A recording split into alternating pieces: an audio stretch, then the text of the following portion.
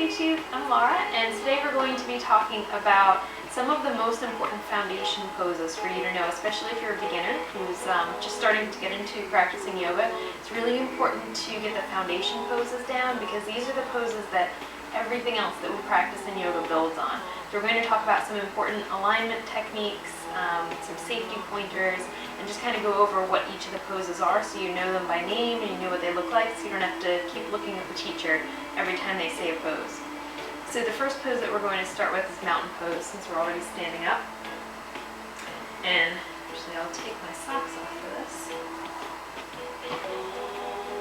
Because what we want to do is lift the toes up, spread them out, and then place them back down. So there's a little bit of space, and we start to lift up through the arches of the feet, and feel that lift all the way into the lower belly. So there's this nice tuck up, all the way up through the crown of the head. Then I'm going to roll the palms of the hands to the front of the room, and start to lift up through the crown.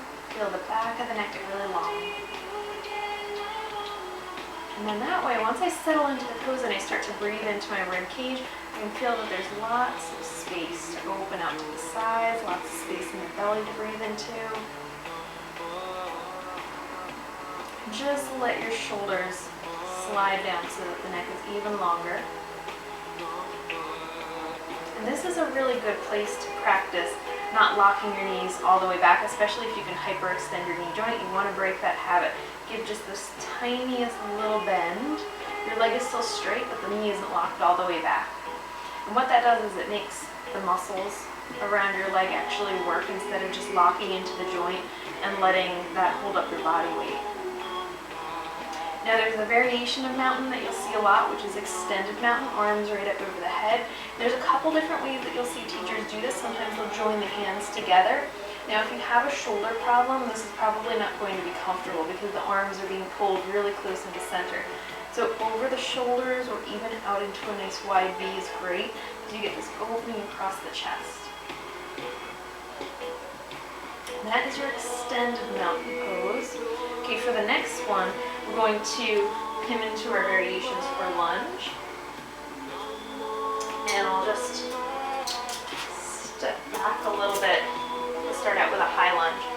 What we're looking for in our high lunge is that the knee is right over the top of the ankle, and you can look for that little bone that sticks out on the side of your ankle. Press into the back foot. So this leg is really long, and then I'm still reaching out through the crown of the head. We remember that our foundation poses are ones that make the basis for our yoga practice. So even taking those principles that we talked about in mountain and using them in your lunge, keep your toes actively spread, reach up through the arches of the foot, and keep that length through the center line of your body. The variation for this is going to be drop the back knee, maybe release the toes, maybe keep them curled under. Some people, keeping the toes curled under makes it more comfortable for your knee. Another option is you can fold your mat over so you get a little bit more cushion under that knee. A lot of people have sensitivity there. And then even another option is if you want to be up higher, you can put blocks underneath your hands.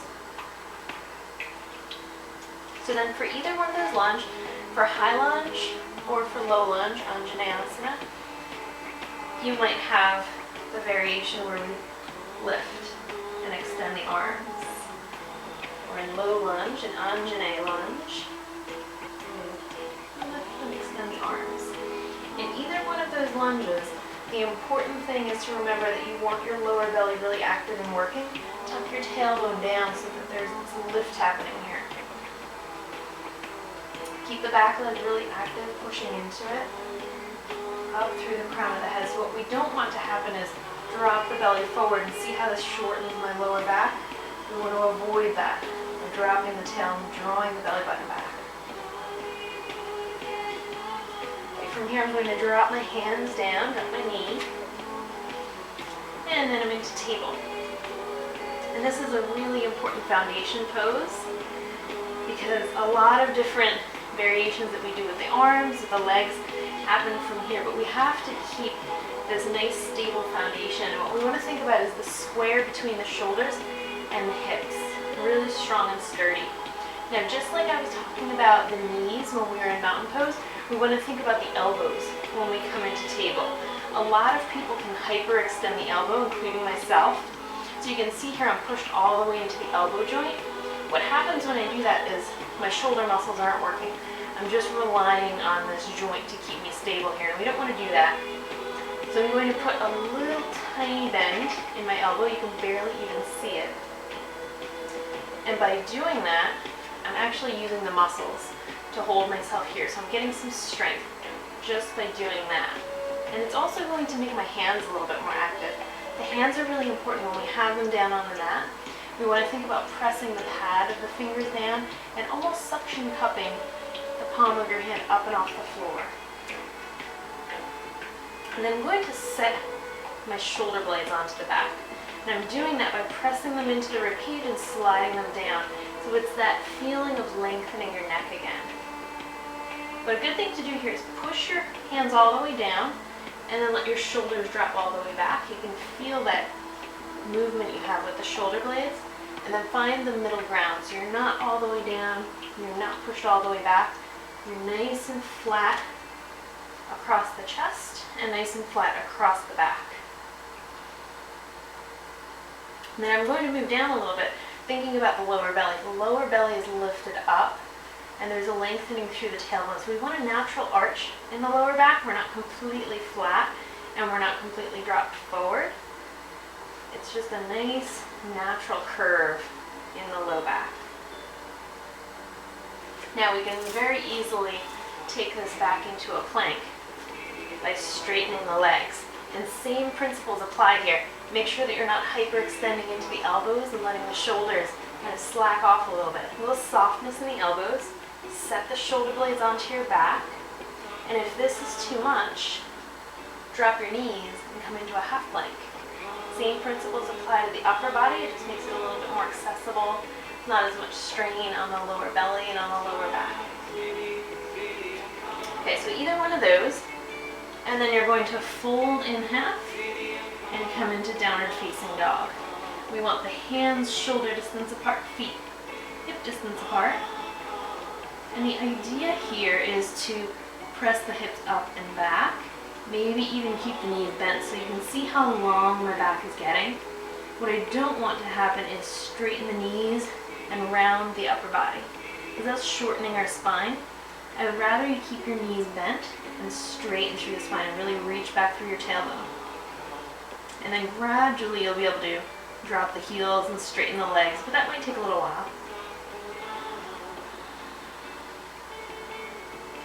Okay, then I'm going to fold my knees down and come into sitting.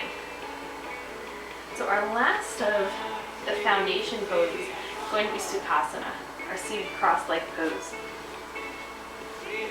And you're just going to fold the legs together, sitting Indian style or cross-legged, whatever you like to call it, but this is called easy pose, or in Sanskrit we call it Sukhasana.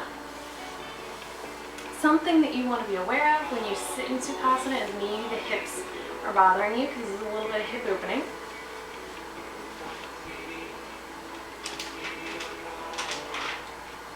So we can always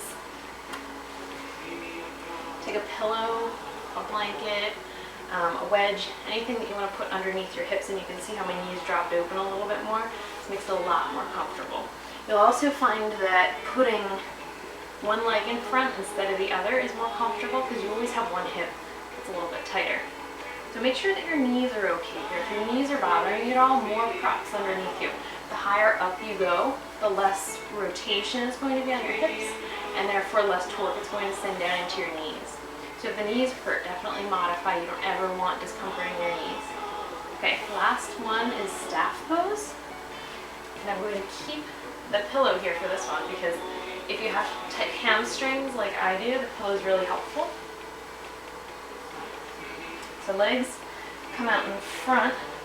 I'm going to sit right on the front edge of the pillow.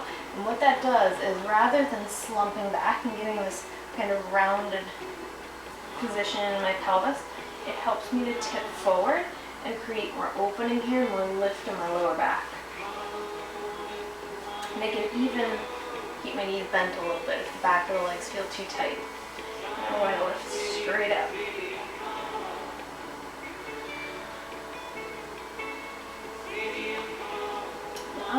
straighten my knees because I can keep about a 90-degree angle between my upper body and my lower body pretty comfortably as long as I have something under my hips. And what you'll start to feel is a lot of work through the belly and maybe some work through the hip flexors, the top of the thighs.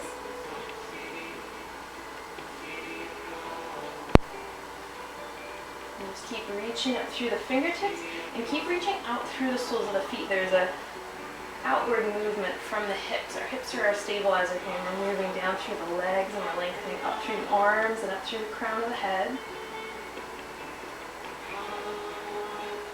And you can rest your arms down. Sometimes we do staff with the hands right by the hips, and sometimes we do extended with the arms up by the ears. So those were our foundation poses for yoga. If you have any questions, feel free to leave me a comment, or you can contact me through my website or with my email. And definitely let me know if there are any yoga videos that you want to see me do in the future. I'll take requests. Alright, thanks guys. If you enjoyed the content, go ahead and click the like button. And if you'd like to see more videos like this, go down and subscribe to my channel. And if you have any questions, comments, or requests that you'd like to see for videos coming out, feel free to contact me by my email or through my website. Thanks, see you next time.